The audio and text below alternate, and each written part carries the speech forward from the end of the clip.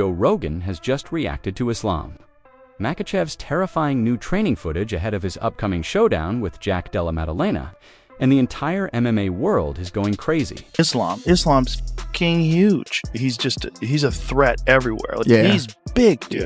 Yeah. When I interview him in the cage afterwards, I'm always like, how? Really? How are you 155? Yeah. How? I know. How? I know. He's thick as f. He's got a giant back. Yeah. And when he gets a hold of guys, it's like he's just got this leverage. He's big. That's about as big as you can get and keep doing that. He could do everything. Like, he knocked down Oliveira. He had Oliveira in real trouble. The Volkanovski head kick, though, and it was also the way he set it up. He kept kicking to the body. Oh, my God. I think people just assume that all he's going to do is wrestle. But then when you see him go in there and outstrike somebody, he even boxed with Poirier. He is the truth. I was always impressed with him. Islam is scary standing up. Like, in the beginning of his career, he was really good at wrestling, not as good at standing up, but now he's just as good at standing up. His striking has leveled up significantly. Like, his striking is much, much better than it was when he was younger. He's a threat everywhere. Like, when he knocked out Volk with that high kick. Yeah. If I was in Volk's corner, I would say, no. I know. You're not taking it. You've been fucking drinking beer and eating kebabs. Like, there's no way you're taking this fight on 10 days' notice. Because you look at the slide that his career took, right? He arguably won that first fight with Islam. Very close fight, loses a decision. Super close fight with the pound-for-pound best fighter in the world, 10 pounds up. Everybody's like, Volk might be the best pound-for-pound fighter in the world. And then he takes that fight on 10 days' notice, gets head kicked. The footage shows Islam Makhachev chaining his wrestling into relentless control, smothering opponents with crushing top pressure, while training nonstop with Khabib Nurmagomedov in his corner. Joe Rogan pointed out that Islam's timing looks completely different now. The way he feints, level changes, pulls the guard high with his sharp straight left, then instantly attacks the hips before his opponent can even recover. Everybody talks about how heavy he is, but in reality, I was heavier than him. If you look at the numbers, I was 181 and he was 178. I didn't feel he that strong at all, at least on the pressure, you know? But like you say, I cannot say that because I feel like he let me get up. I rushed trying to get on my feet, and unfortunately, he got a very tight position. I was very impressed. No excuses, Islam is a great fighter, but I just feel frustrated about myself making such a amateur mistake, you know? You know, Ilia Topuria is talking about coming to 155, and you're like, I'm tired of these little people coming up to fight me. That makes sense. Give the chance third time from the same guy. Okay, I beat the Volkanovski twice. People still say, you beat small guy. Yeah. He's not your weight division. If I beat Topuria, it's gonna be the same. Everybody gonna talk same. If I go up, takes a second belt, this is a legacy. But, you know, one of your friends, you guys are teammates, you and Bilal. Honestly, Bilal killed my plan, you know? Yeah. We become like close friend. We have same manager. Nobody would know what's gonna be in the future, you know? I just have same dream. Yeah. I want to be double champ. I want to be like you know? Champ. How many? 11 times defend your belt. You're on your way, man. You're on your way. And then he comes into the fight with Topuria, 4 months later or something like that? Compromised, clearly. You got head kicked, shin to the dome, stopped, unconscious, and then you've got to fight the scariest boxer in the division, and you get knocked out. You know, and so then this big slide. Yeah. I think that was his biggest mistake, right? Huge mistake. You just want to do two mistakes. One, you don't fight Islam on 10 days' notice. You just can't. That just doesn't make any sense. That's crazy. He's so hard to beat. He's so good. He's as good as it gets. He's as good as it gets. He's the most complete fighter on the roster. When you KO Volkanovski like that, you know, and then you choke out Dustin Poirier like that guy, that's the full thing, right? He can head kick you. He could strike with you and knock you. Knocked out Glacier T-Bow with one shot standing. Yeah. You know, he can knock you out, like, legitimately. And he can still strangle you. And he can still smother you. Like, it's the perfect combination. That is such a crazy strategy. It's like you're out-manning every guy you fight. Just out-grappling him, out-striking him. Most people try to be like a specialist. Exactly. Right? A lot of those really good grappler guys, they're strong, definitely, but they're really strong at closing up all of the space. I feel like there's two types of being strong in grappling. There's being strong in I don't let you move me. And then there's strong in, I get to move you really good, and the good guys get to do both. Fighters and analysts are all saying the same thing. Islam Makhachev doesn't just take opponents down, he takes away their hope. His ground control is suffocating, his shoulder pressure completely destroys posture, and his transitions happen with terrifying precision. Even on the feet, Islam has evolved into a major threat, fighting patiently from the southpaw stance, firing brutal calf kicks and body kicks, setting traps with his jab, and unleashing the straight left to drive opponents toward the cage where his wrestling takes over. That's what makes this matchup with Jack Della Maddalena so compelling. Jack is a world-class boxer with devastating body shots, razor-sharp counters, and elite composure in the pocket. His right hand is dangerous, and his body work slowly drains opponents over time. But Jack performs best when he has space and rhythm, and Islam never gives opponents either.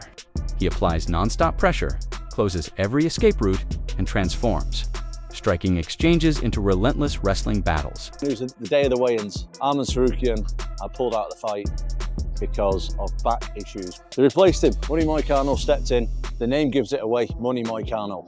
The guy will have got a massive pay bump for taking the fight on short notice like that. Massive risk for him, massive reward, but also even bigger risk for Makhachev because no one thought he was going to lose that fight at all. Nobody thought he was going to lose it. There was a lot on the line there for Makhachev.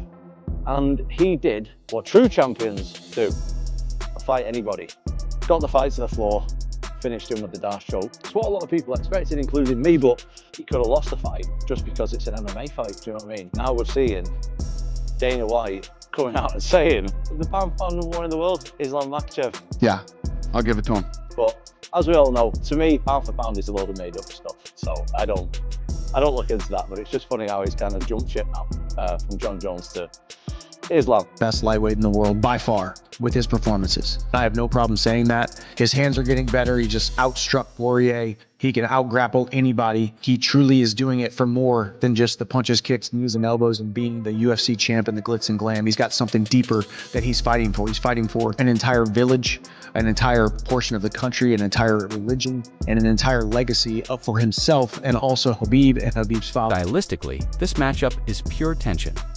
Jack Della Maddalena's clean boxing and sharp counterpunching clash with Islam Makhachev's layered pressure, suffocating control, and relentless efficiency. Many analysts believe the early rounds are Jack's best opportunity to make a statement. If he can attack the body, punish level changes with uppercuts, and keep the fight in the center of the cage, he has a real chance to create serious problems. But the longer the fight goes, the more the momentum shifts toward Islam. Once the begin landing consistently, the pressure becomes overwhelming.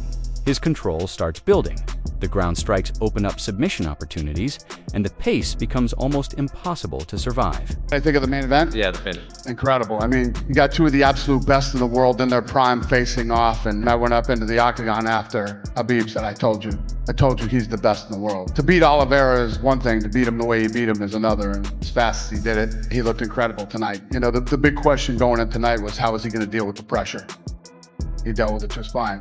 Who do you think should be next for Ilya? Who should be next for Ilya? 55 has always been so cloudy at the top. Maybe Gaethje. I think him going to 170 to fight Islam, if Islam wins, is a stretch. You know, Islam's big, man. I've never seen Ilya in person, but he seems smaller. I know obviously he can knock anyone out. I do think if they fight, Ilya can knock anybody out from 45 to 170. He has the skills, the power, the technique, and but we've just never seen him in there with somebody that big and somebody with that caliber of wrestling. But I think he should defend the 55 title a few times before that's talked about. We'll see.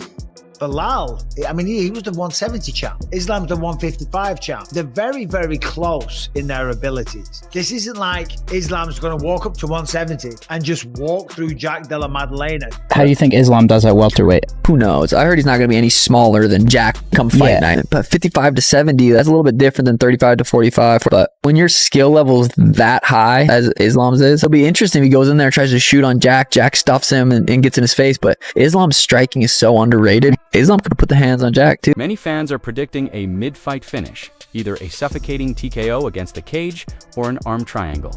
choke. Once Jack Della Maddalena starts to fade under the pressure, the opposing view is that Jack's elite boxing could completely change the fight if he lands clean shots early. But doing that against Islam Makhachev's non-stop pressure, elite, cardio, and suffocating control is an enormous challenge. Islam's training camp looks sharper than ever. His conditioning appears to be on another level. His scrambles are cleaner, and his striking looks more polished and confident. With Khabib Nurmagomedov drilling every small detail from wrist control to cage pressure, this version of Islam looks more dangerous than ever before. Even if he wins, they're gonna make that fight happen against Islam. You think so? Yeah. Well, if Jack Della Maddalena wins, then Jack is the new welterweight champion. And, you know, maybe he fights Islam. That makes a lot of sense. The problem with Islam fighting Bilal is that they train together. And I think, you know, they kind of How many guys we see fighting between each other that they used to train before? Oh, I agree.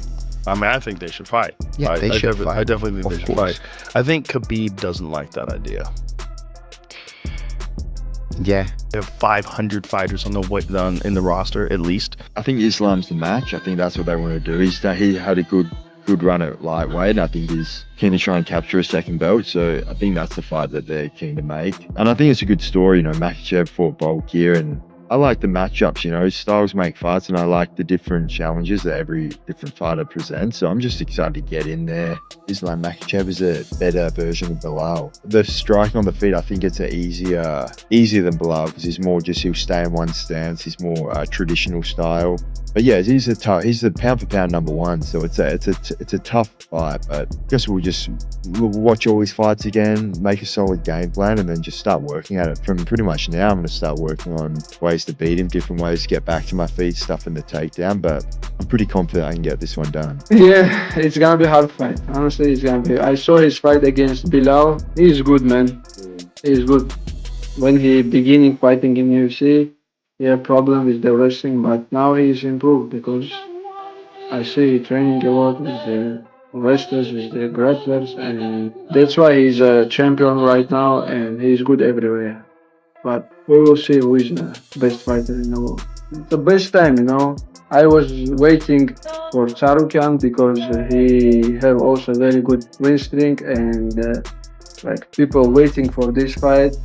He was pulled out in the last fight, and I don't see some interesting fight in my division. That's why I will make decision to move up, because now they have new champion, a very good fighter, Jack Della Maddalena, and it fight make me training every day, make me wake up early morning. Obviously, we have JDM. We have JDM versus Islam Makhachev. We all know that they're more likely they're going to fight. Their fight's going to take place October 20th. I don't know where the location is going to be, but they're going to fight in October. The MMA community is echoing the same opinion as Joe Rogan. Islam Makhachev looks absolutely terrifying right now. He seems completely prepared to dominate Jack Della Maddalena successfully, defend his championship, and once again prove why so many fans and analysts consider him the most complete fighter in the UFC today.